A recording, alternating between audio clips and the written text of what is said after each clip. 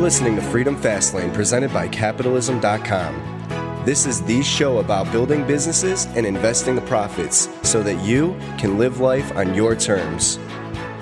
And now your host, the future owner of the Cleveland Indians, Ryan Daniel Moran. Hey guys, Ryan here. Welcome to Freedom Fastlane. I am actually coming to you today from Tazewell, Tennessee, which is also known as the middle of freaking nowhere. My family owns property here in Tennessee. When I was a kid, we used to vacation to this place called Norris Lake about every other year.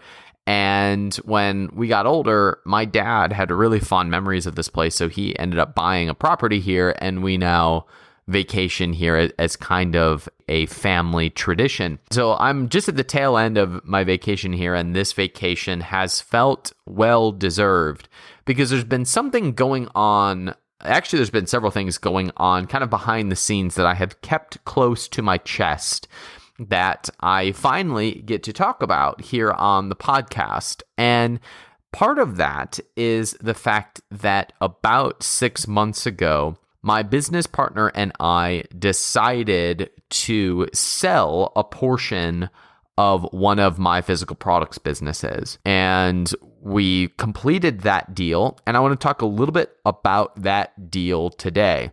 So I want to back up a little bit and kind of give you a little bit of context for this, because what some of you don't see here on the podcast is that public facing, I have Freedom Fastlane and we put content out on Capitalism.com. But what I think a lot of people don't see or overlook is the fact that I have made the vast majority of my wealth, and by vast majority, I mean like more than 90% of my wealth in my physical products companies, like Fox Brim, which is a beauty company that I purchased, like Sheer Strength, which is a sports nutrition company that I'll talk about mostly today, Zen Active Sports, which was a yoga brand that I've documented here with my buddy Sean Coyne.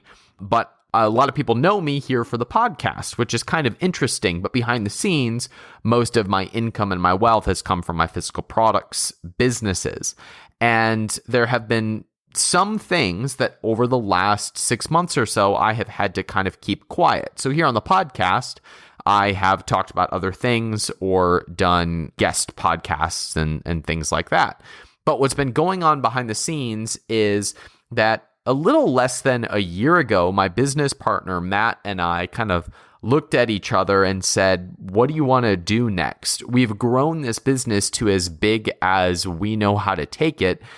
And I don't know how we're going to take it to $50 or $100 million.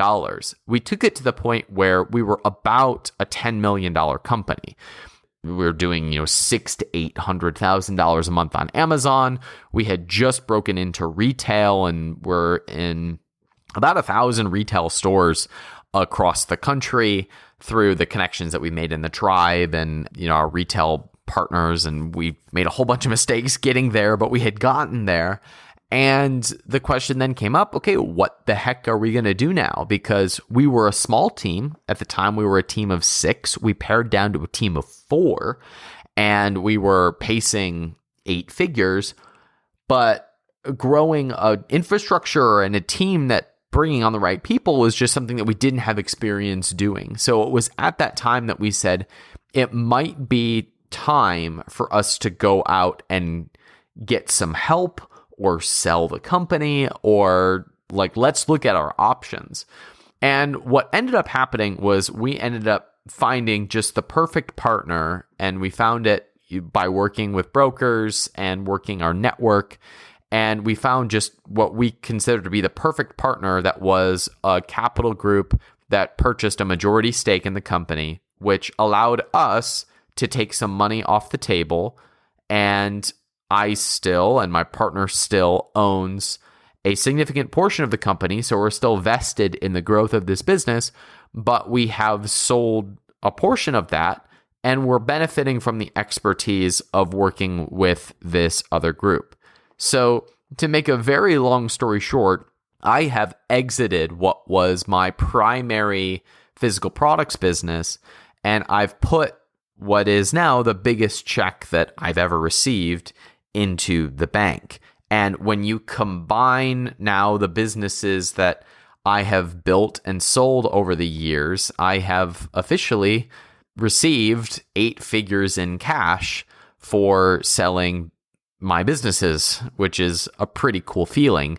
And I still own some equity in those businesses. So financially, my life has really changed over the last few months, although my overall strategy of growing physical products brands continues to be the same, because I still believe that a physical products brand is the most predictable path to making a difference and building wealth.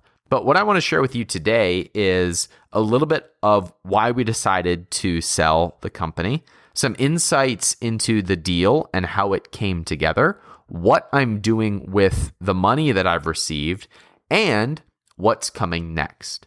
So again, it was about a year ago that my partner and we actually sponsored a big event with Amazon. We had some cool advertising deals come about as the result of being in Amazon's vendor program, which I have some mixed feelings about, which we can talk about on another podcast. Vendor has its positives and its negatives, but it was at the end of sponsoring one of these big events via vendor that we realized that we had something really special in our company. I think a lot of you who run physical products brands, especially those of you who are doing well on Amazon, overlook the opportunities that are in front of you. Amazon is growing so quickly, all of the other businesses want to be like you. And that was what my partner and I learned, was that a lot of people had their eye on us, that all of a sudden we were the cool guys in town. So we were growing really quickly and we were getting retail opportunities. We were pursuing the opportunities that were coming our way. And we realized that we did not have the expertise to be able to sustain the growth that we had built. Once again, we were pacing $10 million or so, and we wanted this to be as big a company as possible, but we didn't have the experience to take something from 10 to 50 million or 10 to 100 million. So it was then that we decided to just start to see what's out there. Let's see if there's offers out there. Let's see what kind of companies are out there that might want to partner with us. Let's see what types of deals are possible for us. And after going through several offers, we did come to one that we were happy with, and with a capital team that we were really pleased with, that had the experience of growing businesses from 10 million to 50 and 100 million, and even taking some of those companies public. I hope to have some of them on the podcast to talk about their experiences and also to talk about how they plan to grow this business. What ultimately was attractive about working with this team was they had experience building infrastructures. And by infrastructure, I mean bringing on people. The first thing that they did was they brought on a CEO of the company. And when I sat down and was speaking with that CEO, his name is George, one of the first things I asked him was, what's your strategy? What is your strategy for growing a company from 10 to 100 million? And he had worked with big corporate businesses in the past. And he said, it's all about your network. It's all about the people that you know. When you want to grow a company, you're going to tap into the people that you have grown up with in the past and said, do you want to help this business as well? And we had Gary Vaynerchuk at our event, which was then called Freedom Fastlane Live, our first ever event. And he said, kind of famously, if you want to grow a business from 1 million to 100 million, it's about people. It's not a strategy. It's not an algorithm. There's no hack. It is all about the people that you bring on board. So when George, the new CEO, said that, I was really encouraged and I was really enthused by that. So what was really fun for me to see is to see this team start to build around a company that I had built and see them come together and say, all right, we're going to gel together and grow this thing. And they were also flexible to however Matt, my partner, and I wanted to be involved in the business. I chose to exit the operations of the business and move over into an advisor role, which means that I move into focusing on networking and strategizing, but I'm out of the day-to-day operations of the business. Whereas Matt decided to stay on and grow the business, focusing on where he is best, which is in product development and knowing the industry that we're in really well. So overall, and I guess to kind of recap this point, a year ago, we got to the point where we had grown this really great business and we were really proud of what we were doing, but we needed some help taking it to the next level. Both of us were kind of overworked and burnt out. We got more burnt out when it came to selling the business because that's a lot of work in and of itself, but we made it through and we had the right partner and we've come out on the other side with a new team that can help us grow, some new strategies moving forward that I'll share with you over time. And we got to take a significant amount of money off the table and put it into our bank account. So for the first time in my life, I can comfortably say that if I wanted to, I could retire. And that's a really nice feeling to just say that I'm done. I can at any point say, I don't need this anymore. I'm done. So as long as I don't do anything stupid and I invest the money well, I have enough between my business exits, the businesses that I've sold, I have enough cash to where as long as I follow the investment strategies that I talk about here on the podcast and I don't do anything stupid, I'm retired. I'm good. Now, that doesn't mean I'm not going to work. I'll share a little bit about where I plan to take things next, but it is a nice feeling to know that I'm done. I'm retired. I've made it by the age of 30, which is, I don't think I've ever given myself the credit that I might be due about the fact that I'm 29 years old and I essentially am retired. We'll go into what the investment strategy looks like in a second, but first I want to go into some of the insights of the deal. Because once again, I said earlier that some of you who are on Amazon, I don't think you really realize what you're sitting on. And I would say that old school business people look at our businesses and say, you don't know what you're sitting on. And by sitting on, I mean, I have somebody who's in our backroom mastermind who owns a large publicly traded company. And he said, you guys don't realize the stuff you do doesn't happen in the old world. You growing multi-million-dollar businesses out of thin air, these opportunities didn't exist in the past. Y'all should be very proud. Y'all should be very excited at the opportunities that you are pursuing.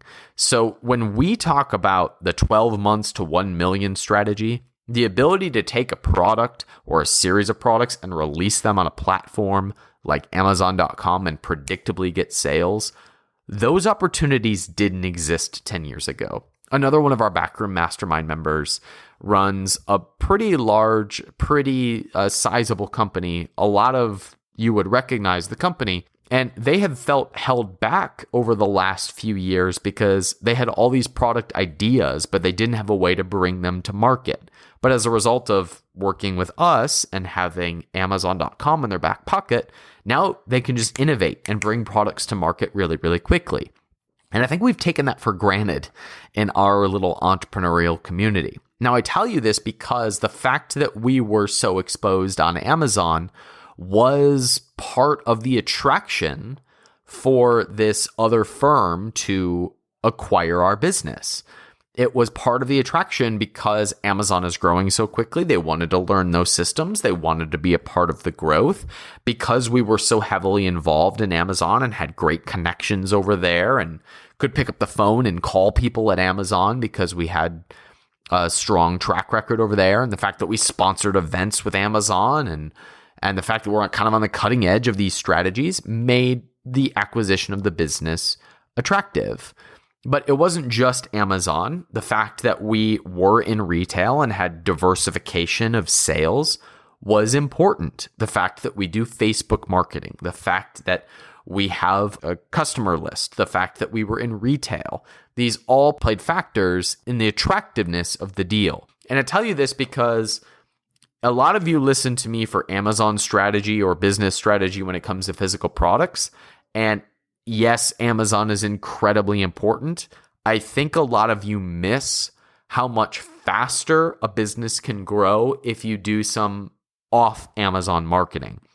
If you put in the hard work of learning Facebook ads, if you build up a customer and prospect list, if you are just running ads to get Facebook likes so you have an audience, so that you have something that's attractive to a retail partner. If a retail partner looks at you and sees that you have 600 likes on Facebook, that's not very attractive for them to bring you into their store. It's also not very attractive to an outside person who might want to buy into your business, or an investor, or a marketing partner who wants to be part of what you're doing.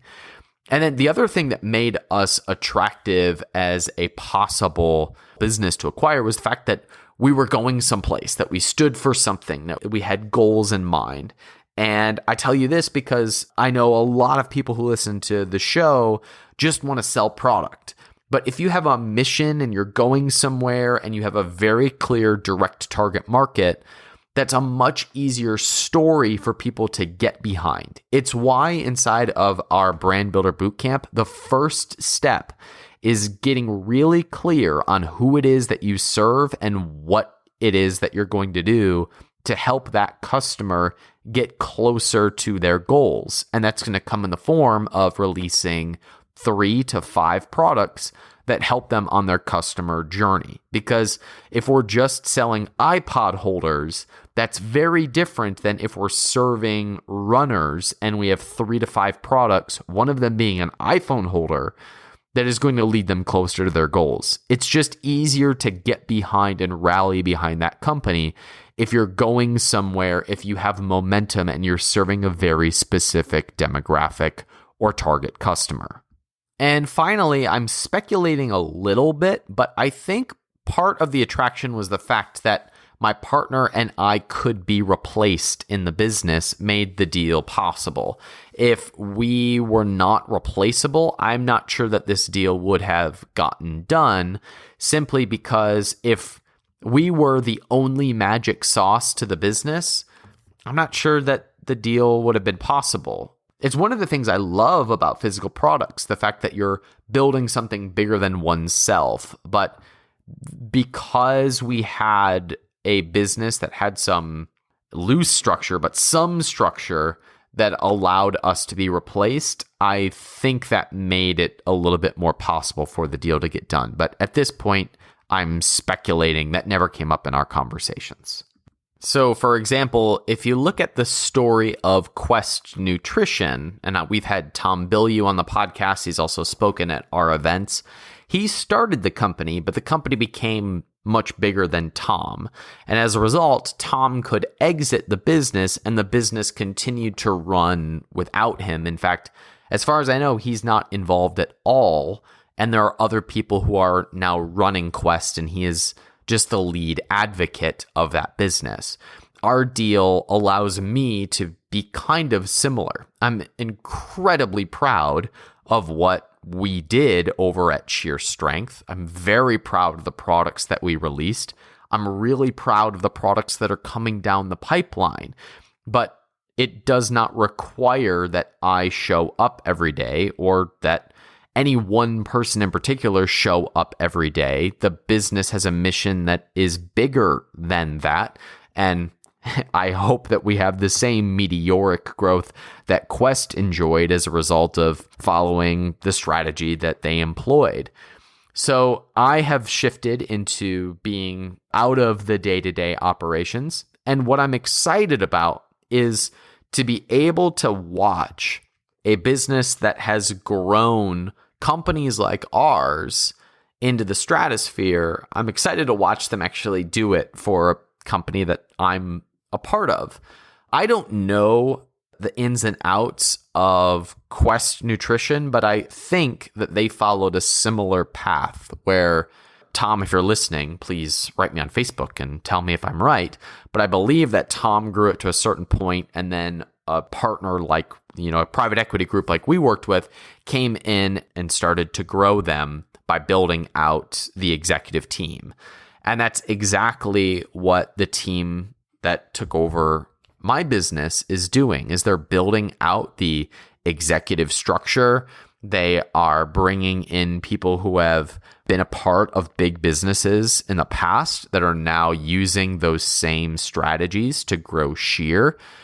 And I'm very excited to now watch the baby that I had a hand in birthing grow. And it'll be interesting to document that experience. I've documented basically the entire experience of growing a company from 0 to 1 and then 1 to 10. And now I'll see what happens to go from 10 to 100.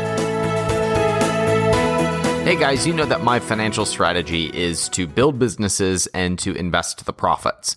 And when it comes to investing the profits, I look for cash flow, I look for it to be backed by something real, and I look for tax efficiency. It's why when I recently sold a business, I called the good folks over at Four Peaks Capital Partners. And today's episode is brought to you by them. You've heard them on the podcast before when I interviewed Mauricio Raould on the topic of mailbox money and why investment funds could be a source of passive cash flow for some entrepreneurs. I use investment funds like Four Peaks as part of my long-term strategy, and I'd encourage you to go listen to the episode called How Rich People Generate Mailbox Money. And you might want to check them out if you're looking for opportunities right now with asset prices as high as they are. I am mostly looking at cash flow opportunities, which is why I had them on the podcast. So make sure you check out that episode on mailbox money with Mauricio Raould. One quick point. This is partly why I haven't been doing income reports for the last few months, because I don't really know how to document income that I'm no longer the sole driver of. So it feels a little bit disingenuous to report on the success of a business when I'm selling a majority stake in the business and I'm no longer the primary operator. So I wasn't really sure how to navigate that. And also during the terms of the acquisition, there were just things that I didn't feel comfortable talking about. So I moved away from doing income reports, and I don't really know how I feel about doing them moving forward. I'd be interested in hearing your thoughts over at the show notes, but as of right now, my interest in doing them is low, and I'd rather just do periodic updates of the different businesses that I'm involved in. So that's what happened over the last couple months. We decided to sell a majority stake. We found the right partner. That team is now building the infrastructure to be able to grow us. I'm really proud of who we're working with and how things came together, and I'm excited to see what happens moving forward. I'm also hoping that we get the members of the team here on the podcast to talk about their experiences and also what their plan is for growing a company like ours, because this is new for me and also really exciting for me. And I think it'd be educational for you to hear and benefit from their experiences. I want to move into now about what I am planning to do with the money, because up until the day that I got the check, I had a lot of heaviness over what I was going to do with the money. How am I going to invest it? I mean, right now, I feel like if you heard the episode that we did with Jonathan Twombly, we talked about how things are so darn expensive right now. I don't really feel comfortable investing it just about anywhere right now. And some of the best advice that was given to me came from my friend Kamal Ravikant. He's been here on the podcast before. He's an investor in Silicon Valley and an incredibly well-respected, successful investor in Silicon Valley. His brother has been on the Tim Ferriss podcast several times. Kamal was a final editor of Tools of Titans by Tim. I was walking over one of the bridges in downtown Austin, Texas, and Kamal said to me, he said, "Hey, Ryan, if this deal goes through, the best thing that you could possibly do with the money is nothing for the first 6 to 12 months, because your temptation is going to be to get rid of that money. It's going to be to put it in this investment, put it in that investment, just sit on it for a while. And I have almost 100% taken his advice. It's only been a couple of months now. In fact, it might only be like 30 or 45 days at this point, but I've almost taken all of his advice. The only thing that I am actively investing in is the things that I've been talking about here on the podcast. You might have noticed that part of my conversation has shifted more towards investing. That's because my interest has been in investing lately. So the only things that I have been investing in have been the investment funds that I've talked about here on the podcast, and looking at capital preservation strategies like capital warehousing. So these are the things that I have played with or I'm looking at, but I'm not just going and buying index funds. I'm not buying additional real estate, although there are some real estate syndications that I'll at least look at. But for the most part, for the vast majority, I am keeping money on the sidelines, except for the investment funds that I've talked about here on the show, because I believe in them. All I care about right now is generating cash flow from the money that I have sitting around, and taking a percentage of the money that I've received and putting it into these businesses allows me to basically have, a 6-figure income, mostly tax-free, just from renting out my cash, which is nice. I'm not going to lie, that's a pretty nice feeling to have. So that's my primary strategy right now. Eventually, I'd like to have the majority of that cash in things like real estate and other businesses. So I still continue to look for Shark Tank style opportunities with members of our tribe. And my strategy moving forward is going to be to create more of those types of experiences inside the tribe, to court more of those businesses that we really believe in, for me to back them with my capital, and for us to bring in our team to grow those businesses. I love this model. I don't just blow smoke about physical products. I love the model of using capital that I have or we have and backing entrepreneurs in our communities and helping them grow by bringing in the right people. And that's going to be the focus of the community of the tribe moving forward. I think you're going to see a really cool and noticeable up-leveling of our communities, both because my brain has changed and I've evolved as an entrepreneur as a result of going through this process, but also because I'm disattached. I'm no longer connected to the bank account of Freedom Fastlane or capitalism.com. I can just grow this business as an incubator because I don't need any of the money. The sales that we make go into funding the type of experiences that we want to create. It becomes our playground rather than a business that has to pay for my life. I don't even take a salary from it. So it's nice to be in that position where we can just grow the business and let it be all about the experience that we give to our customers. The other thing that I am investing in is people. So we're actively hiring and building the executive team of capitalism.com. And capitalism.com is really the house under which Freedom Fastlane falls, the tribe falls, the Brand Builder Bootcamp falls, our mastermind falls. Our content on capitalism.com is grown inside of that team. So we're hiring and building out that infrastructure. So I feel really liberated as an entrepreneur to be financially set and to be able to just go and build the type of business that I want to build because it's fun, because it's what I want to be my long-term project. Sitting on the beach or here in Tazewell, Tennessee is only fun for so long. it's great, but I want to be building an empire that swings elections and puts businesses on the map. Those are my two goals for capitalism.com.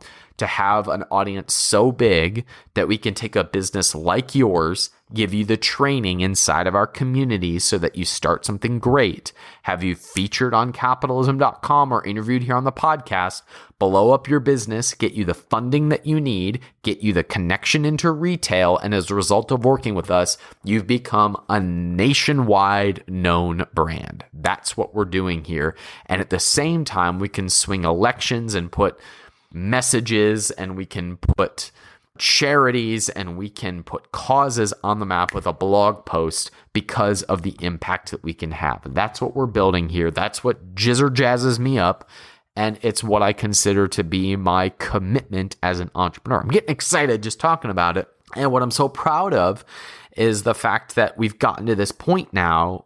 I have gotten to this point now financially where that can be my focus and that can be my gift. And I'm proud of that. And I'm really excited about that. Now, one thing that I had to get really honest about was once I sold my company, or the majority stake in my company, I also knew that I could not get to the next level in my career doing things the way that I had been doing them up to this point. So I essentially fired myself at capitalism.com. I sat the team down and I said, guys, I am burnt out. I don't feel like I'm being an effective leader. And I also don't feel like I'm being an effective messenger here on the podcast or in our videos. I don't feel like I'm being an effective CEO, and I need you to replace me. If this company is just about Ryan Daniel Moran, we have failed. If people just show up because they want to hear me talk, that's cool, but that's not the business that I want to have. It can be part of the business, but it can't be the entire business. So we've been going through a shift where the company has been forced to grow up, to replace me, to come up with ads and to come up with products that don't directly involve me. And that's been a difficult transition, but a necessary one if we're going to grow into the type of business that we need to be. That has freed me up to, well, it's actually been reading and journaling and charging my batteries and focusing on hiring the right people and thinking about where we're going as a company. It's freed me up to think about those things, and it has challenged the rest of the team to step up and to do things a little bit differently, because I have an insight or two along the way, but if I'm the business, this business is not going to get very far. So I am learning how to lead again, and lead in a different way than I have led in the past if I am going to bring this company to the vision that we have. And that is a new type of evolution for me as an entrepreneur. It's also an evolution for the rest of the team. And you get the benefit of seeing how that plays out because I document it here on Freedom Fastlane. So that's where we're going. That's what's been going on. I sold a majority stake in my primary physical products business. It came as the result of our exposure on Amazon and the other things that we had in play, like retail and the total direction of the company. The way they're growing the business is by bringing on a strong executive team that has experience in growing businesses like ours in the past. I'm sitting on the majority of the money right now, but I'm investing in investment funds that I have talked about here on the show. I'm preserving as much capital as possible and waiting for the right opportunities. Those opportunities are probably going to come in the form of businesses that we incubate inside of the tribe and our other communities. And I'm building out my own team here at capitalism.com to build out the vision that we have of building a media empire. And that media empire exists to put businesses like yours and those in our community on the map and get them a tremendous amount of exposure and also to put messages and swing elections and put important things that we believe in on the map in front of millions of people. That requires me to change, to shift, to grow, and to become a better person and a better entrepreneur. And I feel very blessed to both be in the position to pursue that opportunity and also for your support, to have your support along this journey. So I hope you found this interesting, and I hope you'll continue with us as we build out the next stage of this vision. I feel very proud, very honored, sometimes very tired and overwhelmed because it's been a wonderful but exhausting journey that I am just now recharging from. I'm just now getting my batteries back, getting my mojo back from running multiple companies, leading multiple teams, being stretched in multiple directions. But I feel really thankful to now be aligned behind a one central mission and message. I'll be sharing moving forward on an upcoming episode all about what the business structure looks like behind my different holdings and actually how it all fits together into one centralized vision. I think it'll be interesting and helpful for you to see what that long-term wealth strategy looks like, and I'll be sharing that on an upcoming episode. So make sure you're subscribed at freedomfastlane.com/iTunes, and that will show up as soon as it is ready. I appreciate your support here on Freedom Fastlane and over at capitalism.com. Thanks for listening, and I'll see you guys on the next episode.